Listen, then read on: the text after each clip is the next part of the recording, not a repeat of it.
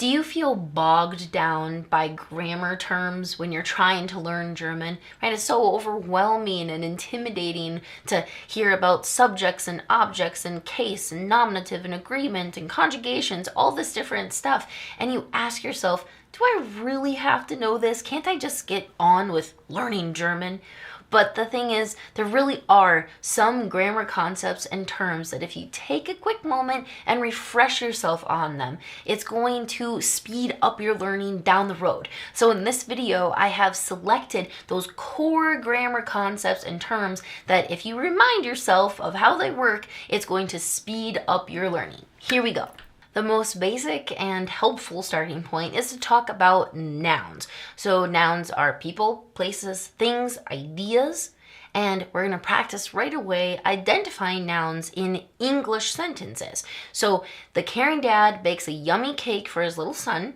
My younger daughter starts school tomorrow, and that colorful parrot has extra sharp talons. I want you to literally pause this video and just say out loud for each sentence, where are the nouns, the people, places, things, and ideas in these sentences? Pause the video right now. Okay, so in the first sentence, we have the caring dad, right? That's a noun. Bakes a yummy cake, right? For his little son. Then we have my younger daughter starts school tomorrow. That colorful parrot has extra sharp talons. Those are the nouns in these three sentences. Of all of the people, places, things, and ideas that we might have, they're going to play particular roles in the sentence, either the role of being the subject of the sentence or being an object in the sentence. So subject nouns would be like saying the cat drinks milk, right? The cat's taking the action of drinking milk. The man sees the dog, right? The man is taking the action of seeing, and then what does he see? The dog. This flower has something, right? So these are all the subject nouns, and in English and in a standard sentence in German, they come first. Then everything else, by contrast, is an object noun, okay? So if it's not the subject, then it has to be an object of some kind. So the milk is what is being drunk by the cat, the dog is what is being seen by the man, and then the petals are what the flower has, right? These are the object nouns, the role that it's playing in the sentence. We're going to pause and practice that as well with those same three sentences. So I want you to identify in each of these three sentences which noun is the subject and which nouns are the objects. Pause the video and do this work on your own first. So in the first sentence, right, we have the caring dad is the subject of the sentence, and then the cake and his son would both be objects, right, to just contrast it with the subject. Then in the next one, we have the daughter is the subject because she's the one who's starting something. What is she starting? She's starting school. That's an object noun. The parrot, right, also the subject. The parrot has something. What does that parrot have? Talents. That makes it the object noun. Okay, so that's a basic understanding of subject versus object nouns. Now, any of these nouns can be replaced by something called pronouns, okay? Pronouns are things like saying he bakes it for him, and she starts school tomorrow, or it has extra sharp talents, okay? So these are short words that we use to replace nouns so that we can talk faster, and German uses pronouns in the same way. If we consider these 3 points to be the what about nouns, then we also have to get into how nouns work, okay? So we can see them as a single noun, like when we said the cat drinks milk, right? Milk just stood all by itself. It could be a name, like if we named that man, we could say Ted sees the dog, okay? Or we could use a pronoun, right? Like when we said it instead of that colorful parrot, it has sharp talons, okay? But we might also see the noun in a noun phrase. So noun phrases are when we have a noun and we have some word or multiple words in front of that noun that connect directly to it, right? That it's not just cat, it's the cat. It's not just man, it's that man, or the dog, this flower, right? And then pink petals, right? The pink also belongs to the noun petals, okay? Those then create noun phrases. Those words that exist in a noun phrase are, of course, going to be the nouns themselves, but then the other words that come in front of them might be what are frequently called articles. Those are words such as the and this and that, etc. Or else we might have adjectives like pink or sharp. Let's pause and practice this information by again returning to these same 3 familiar sentences. And now I want you to find the entire noun phrase, right? Not just the noun, but the noun phrase. Pause the video and do this work on your own.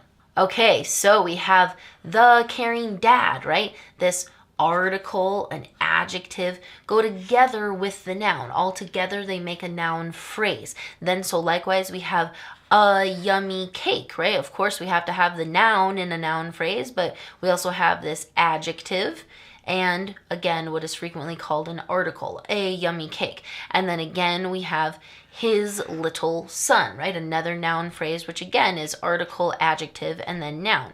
In the next sentence, my younger daughter, right? Not just the noun, but also the words right in front of it that directly connect to it.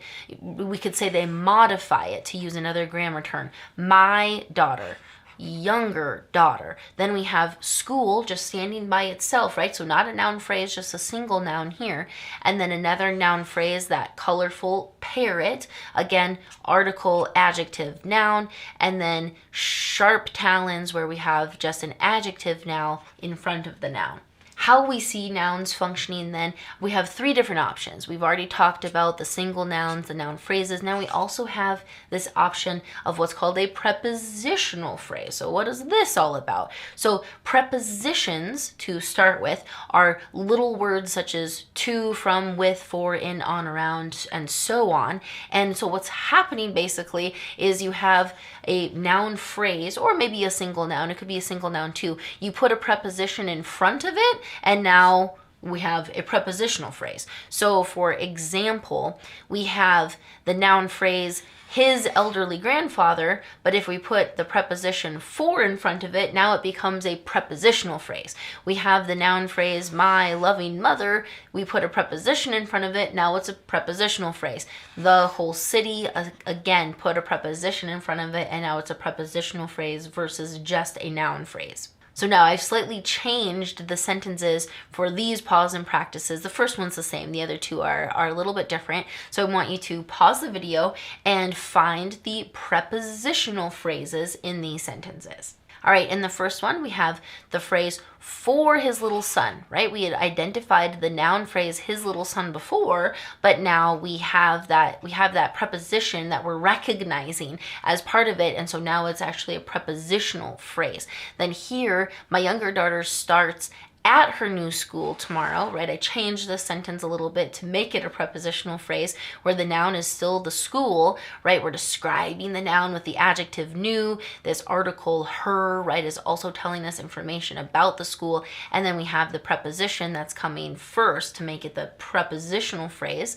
And then finally, that colorful parrot has many uses for its extra sharp talons, right? We still have a noun. This is an adjective. This is technically an adverb, more on that in another video. And then again, what is frequently called an article with the its, and then the preposition itself right here. All right, so we've covered the what about nouns and the how about nouns. We also have to look at why nouns, okay? So nouns are the most important words in the sentence, right? If we had just a series of nouns such as girl, ice cream, summer, we already have a fairly clear idea of what we are possibly talking about here. Same thing with man, car, and mechanic, or baby, blanket, pacifier. When we have just the nouns, we already can rule out a bazillion different things that we are definitely not talking about, because there are a limited number of things that we could be talking about with these collections of nouns, right? That's why they're the most important words in the sentence and why we've been focusing on them in this easy grammar refresher. So now the thing about nouns is that they're all going to connect to each other, and they do that via verbs, okay? So now if we take those same nouns, but now we insert a verb to say, girl eats ice cream summer, man brings car mechanic, baby wants blanket and pacifier. Well, now we really have a nearly 100% complete understanding of this sentence, even though it's not quite complete, it's not quite smooth or elegant. Understanding wise, we are nearly there just with nouns and a verb, okay? So verbs are the action that the subject is taking, and I want you to practice finding that with these same sentences. So pause the video, find the verb in each of these sentences. We have the caring dad bakes, right? That's the action that he's taking. What is he baking? It's a cake. We even have the information of for whom he's baking this cake. My younger daughter starts. That's the verb. That's the action she's taking. What is she starting? Well, she's starting at her new school. We even have the extra information of when she's doing it, tomorrow. That colorful parrot has, right, is the action that's being taken, if you will, right? This possession of having many uses, right? An abstract possession, if you will, and then for its extra sharp talents. Verbs, of course, exist in what are called different tenses, which we can categorize as being past, present, and future. So for example, with to sing, we could put this into various past tenses and say, I sang, was singing, have sung. We could put it in present tenses, like I sing and I am singing, or put it into the future and say, I will sing or I will have sung. And German has all of these same tenses too.